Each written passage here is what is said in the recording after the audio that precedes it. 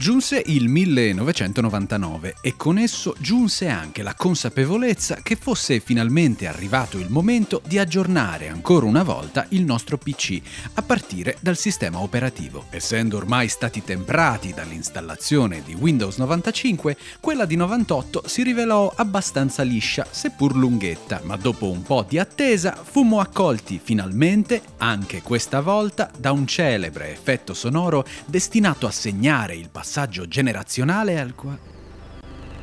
Oh oh. C'è un problema? Che succede? Ti giuro che non è preparata. Chi si è sentito male? No. Che è successo?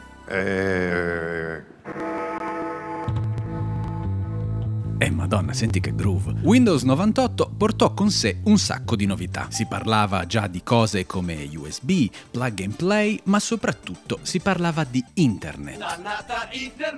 E nonostante sul finire degli anni 90 la diffusione dei modem 56K e delle tariffe flat in Italia cominciavano a trasformarsi in un fenomeno di una certa rilevanza, internet non sarebbe arrivato a casa mia ancora per diversi anni. E a me questo creava un forte senso di inferiorità, perché era un mondo che mi incuriosiva tantissimo e al quale cercavo di accedere in tutti i modi, anche per interposta persona. Avevo il vizio di ritagliare quaderni, libri, riviste, qualsiasi pagina riportasse un sito internet, per poi consegnare il pezzetto di carta a persone più fortunate di me, dicendo loro cose come «Ti prego, vai su questo sito internet, così poi mi racconti cosa c'era». Ma non sapevo esattamente come funzionasse, quali fossero i requisiti di accesso a questa maledetta rete. Ma poi che cos'è questa rete? È fisicamente una rete o no? Quindi a volte cliccavo sull'icona di Internet Explorer con la speranza che magari questa volta si aprisse qualcosa di diverso dalla stupida configurazione guidata. Tipo come quando apri il frigo 30 volte alla consapevole ricerca del nulla. Purtroppo però, per quelli che sono i miei ricordi e la mia esperienza,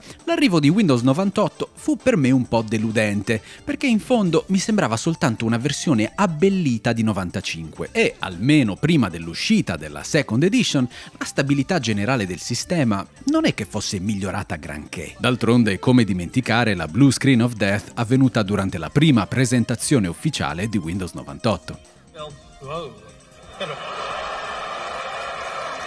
Ma col tempo 98 divenne molto amato e in tantissimi continuarono ad utilizzarlo e difenderlo anche e ben oltre l'uscita di Windows Millennium, che ricordo invece fosse stato ricevuto negativamente e ben presto sostituito da XP. Ci arriviamo. Uno dei primissimi giochi che ricordo di aver provato su Windows 98 per qualche motivo fu una vecchia copia di Yoda Stories. Era un giochino, sequel delle Desktop Adventures di Indiana Jones, che mettendoci nei panni di Luke Skywalker durante il suo addestramento con Yoda su Dagobah, proponeva una serie di piccole avventure galattiche generate più o meno casualmente su pianeti quali Tatooine, Hoth e Endor. Non era divertentissimo e mi bloccavo facilmente, ma tanto mi bastava cliccare su New World per generare una nuova storia e ricominciare. I rari incontri col fantasma di forza di Ben Kenobi erano per me terrificanti. Ho sempre trovato ci fosse uno strano fascino in questo tipo di giochi che giravano in finestra con l'interfaccia che sembrava direttamente integrata nell'ambiente Windows, quasi fossero applicazioni, programmi piuttosto che giochi. E un altro titolo che si presentava attraverso questa peculiare modalità era Creatures 2, un gioco stranissimo il cui obiettivo era quello di prendersi cura dei Norn, creature amichevoli e curiose abitanti del mondo di Albia. Il punto è che dietro a questa estetica tutta carina e colorata si celava in realtà un profondissimo simulatore di vita. Ogni bestiolina possedeva, oltre a un complesso sistema di intelligenza artificiale simulata fino all'ultimo neurone virtuale, anche un vero e proprio codice genetico, capace di influenzare la salute, la personalità, l'aspetto e perfino le possibili mutazioni, benefiche o dannose, dei simpatici mostriciattoli. A questi era possibile insegnare azioni, abitudini e perfino lingue. Una volta raggiunta la maturità sessuale, potevano poi essere spinti all'accoppiamento e riprodursi, dando vita a cuccioli dotati di tratti ereditari via via più evoluti e adatti alle caratteristiche dell'ambiente, anch'esso facente parte di un ecosistema simulato ed in costante cambiamento. Nonostante si trattasse di un progetto avveniristico ed ambizioso,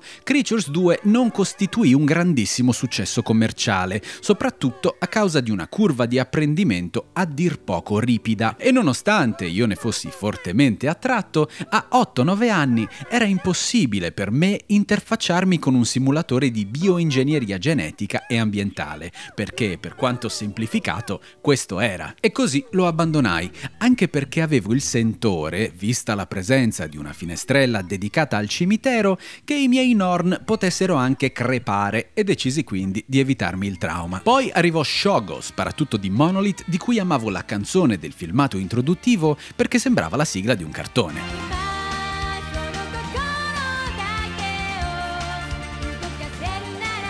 Quello che all'apparenza si presentava come l'ennesimo sparatutto in prima persona aveva in realtà come caratteristica principale quella di permetterci di comandare, in buona parte dei livelli, dei giganteschi mech, chiaramente ispirati, come la sigla, ad un certo genere di anime giapponesi, quali ad esempio Patlabor e Macross. Muoversi tra i grattacieli, provocando gigantesche esplosioni, era onestamente molto divertente, specie quando a fronteggiarci erano minuscoli carri armati o addirittura semplici soldati.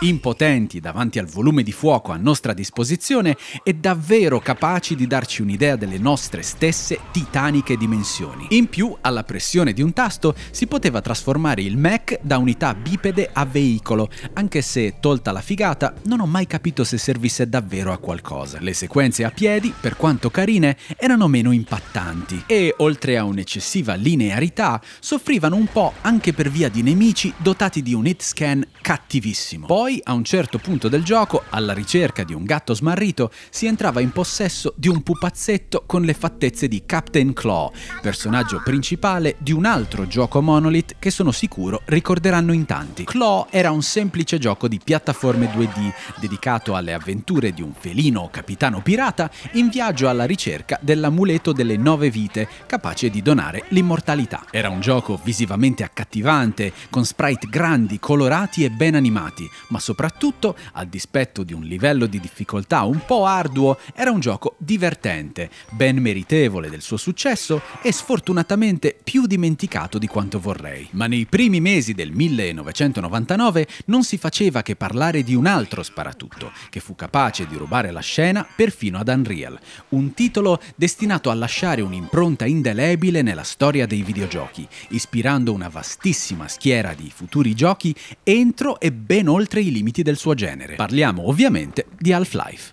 Buongiorno e benvenuti al sistema di trasporto di Black Mesa. Gordon Freeman è un fisico teorico impiegato presso il complesso governativo di ricerca e sviluppo di Black Mesa, una sorta di Area 51 coinvolto in progetti top secret riguardanti addirittura portali e viaggi interdimensionali. In questo famosissimo filmato introduttivo osserviamo l'avanzata di questo trenino mentre... Il complesso di Black Mesa. Ah, ma non è un filmato, sto già giocando, sono io nel trenino. Sono io Gordon Freeman. Buongiorno, Mr. Freeman, siete un po' in ritardo? Ma non mi rompere i coglioni.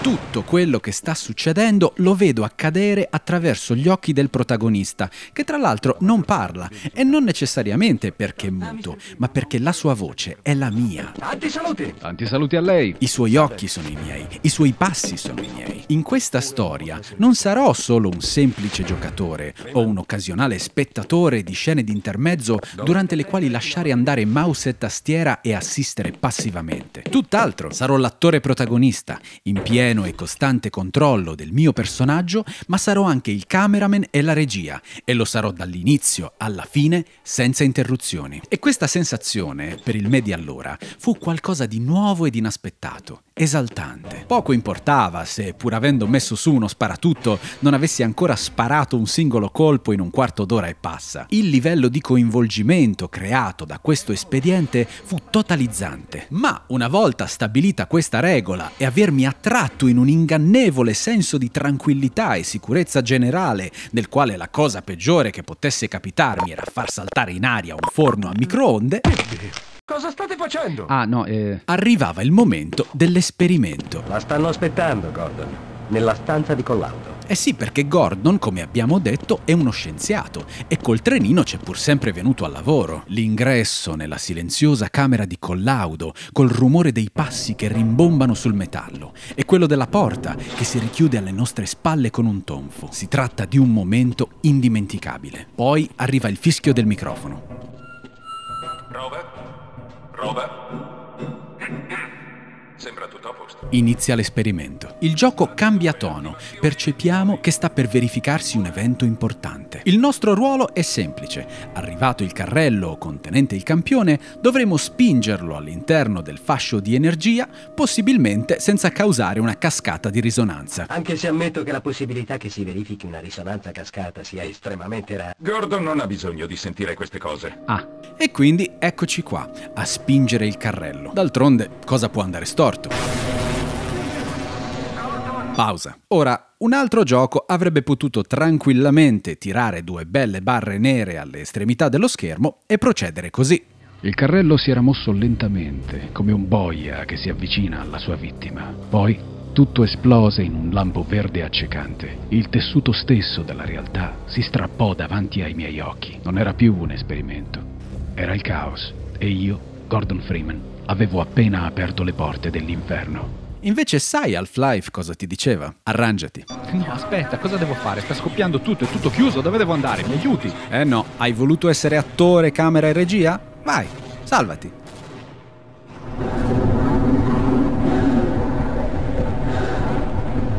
Ripeto, fu una scena, anche e soprattutto perché vissuta senza il filtro, la protezione di un approccio passivo, straordinaria, ed era subito seguita da una rocambolesca fuga attraverso gli stessi corridoi che soltanto pochi minuti prima ci erano sembrati così sereni ed accoglienti, ora d'improvviso infestati di mostri da abbattere a colpi di piede di porco, arma che divenne il vero emblema di questa serie. Non che il fucile a pompa, forse uno dei migliori fucili a pompa della storia dei videogiochi, avesse alcunché da invidiare. Sì, perché non è che la bellezza di Half-Life si ferma... Aspetta, mi sto fomentando. Non è che la bellezza di Half-Life si fermasse all'introduzione, anzi, il gioco ancora doveva sbocciare. Si trattava, in tutto e per tutto, di uno sparatutto estremamente competente, dove non solo si era accolti da veloci e intensissime sequenze d'azione, ma anche da sezioni di platforming, spesso col vuoto sotto, e puzzle ambientali. Vuoi raggiungere una zona sopraelevata? Basta spostare un paio di casse ed utilizzarle come piattaforme. Non sai come attraversare una stanza il cui pavimento è ricoperto da uno strato d'acqua elettrificata? Basta raggiungere l'interruttore della luce e spegnerlo, interrompendo così il flusso di corrente. A vederle oggi si tratta di interazioni e soluzioni di design abbastanza semplici, ma ai tempi non erano affatto scontate e risultavano invece sorprendenti, specialmente inserite in uno sparatutto, che era ancora un genere che difficilmente si prestava a ibridazioni di questo tipo. E poi era un gioco con un'identità fortissima, a partire dal design dei mostri, come i terrificanti zombie, poveri scienziati che erano rimasti vittime degli head crabs, i mostriciattoli a forma di pollo arrosto sempre pronti a saltarci in faccia, o i barnacles con quella loro lingua penzolante che ti acchiappa e ti tira fino al soffitto. Ma uno degli elementi che ancora oggi trovo essere tra i più interessanti in questo gioco è costituito dal comparto sonoro, la spazializzazione precisa delle voci, dei suoni e dei rumori, spesso arricchiti da echi e riverberi calcolati in base all'ampiezza delle stanze o alla conformazione degli spazi esterni, creava un senso di realismo e dava vita e spessore alla spesso desolata e affascinante ambientazione di Black Mesa. Alcuni degli effetti sonori poi sono veramente iconici e indimenticabili. Giochi come Half-Life contribuirono a ridimensionare di parecchio il mio amore per PlayStation, perché in fondo lo sapevo che su PS1 un gioco di questa portata non sarebbe mai potuto essere possibile. Ma neanche questo bastò a staccarmi dal controller, specie perché tra il 1999 e il 2000 su PlayStation arrivarono dei giochi che, a dispetto dei limiti tecnici, avrebbero segnato i miei ricordi per sempre.